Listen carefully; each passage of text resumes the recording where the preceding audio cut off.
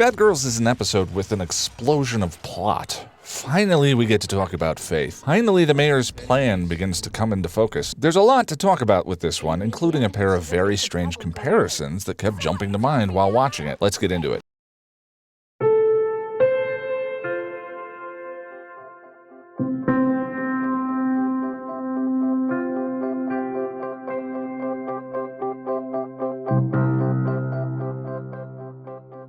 Mid-vampire slaying, Faith is grilling Buffy on whether or not she and Xander have ever gotten pelvic with each other. With one vampire left, Buffy proposes a plan and Faith rushes in. On saving Buffy's life, Faith gives her the stiffest come-hither look Buffy's gotten since mid-season 2 Angel. Though Angel's glances always had an air of guilt to them. Rightfully so, you perv. The vampires the Slayers fought were sword-bearing, something Mr. Trick brings to the attention of the mayor. The mayor mentions a coming ceremony he doesn't want interfered with and tells Trick to steer the Slayers towards the swordy vamps. Let's just say I won't be concerned with the little things. He says that after using a disinfectant wipe on his hands. Is the mayor's entire evil motivation germophobia? The gang is contemplating life after high school. Willow has gotten into every school under the sun. In the library, Giles is being subjected to the pedantic ramblings of a new character. New Watcher?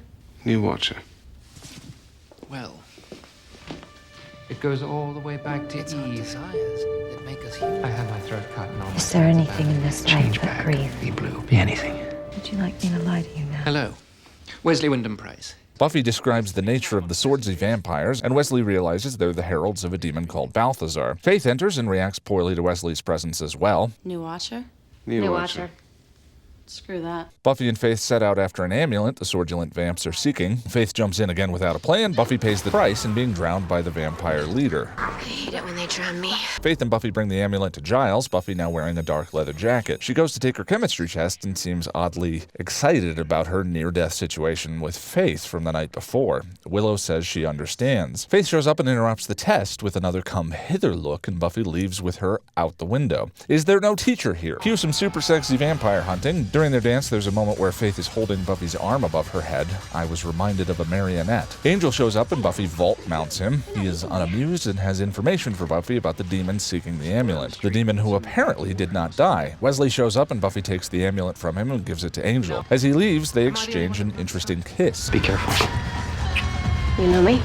I mean it. I really like the chemistry of that. They have the affection of a doting but strong and developed couple. Balthazar is a large, blubbery demon in need of a constant spa day. He sends the swordly vampires after the two Watchers to get his amulet, which presumably will return him to his normal stature. Buffy and Faith consider jumping in, and Faith suggests they arm themselves first by breaking into the hardware store across the street. When they do break in, the police show up, and Faith and Buffy escape by crashing the car. The next day, the mayor is attacked by a minion of Balthazar's. At Buffy's house, Willow has given Buffy a protection spell, and Buffy tells Willow she probably shouldn't come with her patrolling that night. Willow is obviously hurt. Faith and Buffy go patrolling and are consecutively attacked. They turn the corner and Faith stakes Alan, the mayor's very human advisor. They flee and Angel catches Buffy in the alley. He smells the blood on her hands that is not hers. Wesley and Giles are brought before Balthazar and Wesley wets himself. Angel comes in and saves the day. Buffy joins him and electrocutes Balthazar. Balthazar dies with a foreboding warning about something more dangerous rising than him. And we see Mayor Wilkins become invincible through a ceremony. Buffy confronts Faith at her hotel room. She is now again clothed in a much more Buffy-like outfit. Faith tells Buffy she waited and dumped the body. Faith, you don't get it. You killed a man. No, you don't get it. I don't care. Prepare to have that one on every previously on for the rest of the season. So, let's talk about Faith. This season has been all about shadow selves. The Wolf, Giles and Wesley now, Cordeila and Buffy's face-off in Homecoming. Faith has represented some aspect of Buffy herself, but it isn't until Bad Girls that what she is becomes clear. With the exception of the episodes Faith, Hope, and Trick and Revelations, Faith has been relegated mostly to the background. But there have been a few tidbits of information dropped so far this season that, within the context of Bad Girls, begin to make much more sense. And some of it feels familiar, as let's not forget, Buffy has killed a man before. As I said in that guide, it's true that Ted turned out to be a robot and not dead, but that doesn't change the fact that Buffy went after him with the full force of the Slayer power. For a quarter of that episode, she is a murderer. In some ways, her murder was more egregious than Faith's, as Faith's was an act of pure impulse. Buffy's attack was calculated. I was so hoping you'd do that. Interestingly, much of Buffy Season 3 is heavily foreshadowed in Ted. In that episode, John Ritter is taking Joyce space away from Buffy, causing in her massive rage that she takes out while slaying. It's staking time, really, don't you think? In Faith, Hope, and Trick, Faith's watcher, with whom it is suggested she had a very close relationship, has been brutally and horribly slain by Kakistos, and Faith spends extra time unnecessarily pummeling vampires. My dead mother hits harder than that! Faith, stake him already and give me a hand! In the episode immediately previous to Ted, Buffy advocates to Kendra the amplification of her emotion in order to raise her Slayer game. And in the episode Homecoming, Faith says to Buffy, No, I mean it. I mean, you really got some quality rage going. Really gives you an edge. if Cordelia represents the shadow self of Buffy's human side, Faith is the dark half of Buffy's Slayer side, power unchecked, lacking a moral center. But where Buffy has ties to the world in Xander, Willow, and Giles, Faith's trust is continually crushed. Her first watcher, Diana Fowler, is murdered. She is used as a tool in Revelations by both Xander, who gives her just enough of the truth, and Gwendolyn Post. Faith, a word of advice.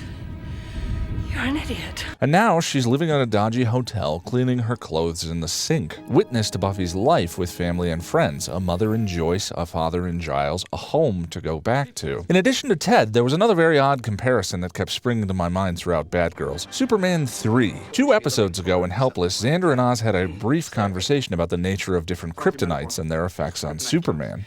You're assuming I meant the green kryptonite. I was referring, of course, to the red kryptonite, which drains Superman of his powers. Wrong, the gold kryptonite's power sucker.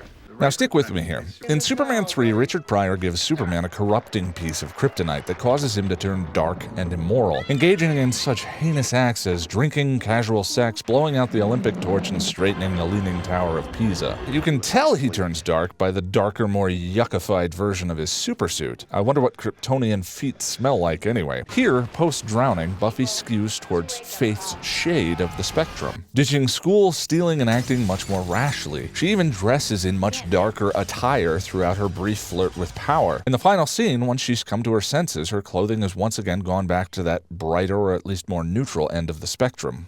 Interestingly, Superman's struggle with his inner dark side culminates in a scene where he splits into his component parts, good and evil, light and shadow, moral and immoral, and the two fight to the death in a very literal demonstration of Jungian individuation. Ultimately, the line between light and dark isn't defined by the lack of mistakes. We've covered earlier in this season that a good person is defined by how they take responsibility for their mistakes, not in the total avoidance of them. When Buffy beat Ted to death, she owned up to it. Here, Faith avoids and denies responsibility. In the end, Faith may already be beyond reach. She says she doesn't care about the murder, but we can see by her faith at Alan's death that she's feeling anything but indifference. The betrayal she has suffered and her frequent isolation have pushed her into defensive walls and posturing. I have only one minor quibble with this episode, and it's that at the moment of Alan's staking, Buffy says Faith no. Faith, no! It feels like a missed opportunity to me on 2 fronts. First, it makes Faith look a little stupid and too impulsive. The way the shot is blocked, it takes hours between when Buffy yells and Faith stakes. The second is there is a real missed opportunity here for some gray area with Buffy. This is a pivotal moment in the season and raises all the important questions about Slayers and morality. It would have been so much more compelling to have just tossed Buffy in the deep end, so to speak. The moral and philosophical implications of Bad Girls haven't quite been brought up yet, so I'm going to leave those for a little bit later. But it's a wonderful episode, and it feels fantastic to be brought back into Faith and the Mayor's subplot. With only a couple of short, joyful detours, Season 3 now continues to pick up speed, leading right up to graduation day.